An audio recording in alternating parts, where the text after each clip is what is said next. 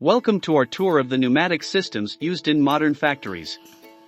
Pneumatic systems are an essential part of the manufacturing process, helping to power a variety of machines and tools used on the factory floor.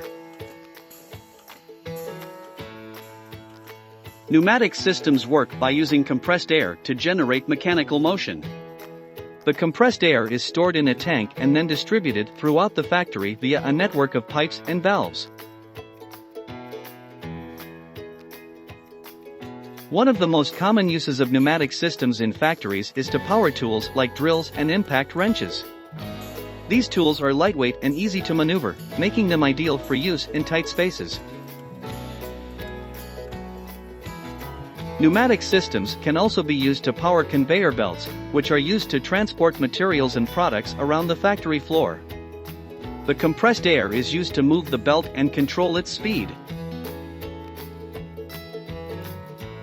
Another common use of pneumatic systems in factories is to power clamps and grippers. These devices are used to hold materials in place while they are being processed or assembled. To control these pneumatic systems, factories use a variety of control panels and valves.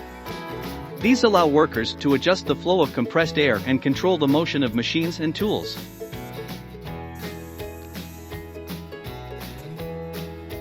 Without pneumatic systems, the modern factory floor would grind to a halt. From powering tools to controlling motion, these systems are an essential part of the manufacturing process. Thanks for joining us on this tour of pneumatic systems in factories. We hope you've gained a better understanding of how these systems work and how they're used to power modern manufacturing.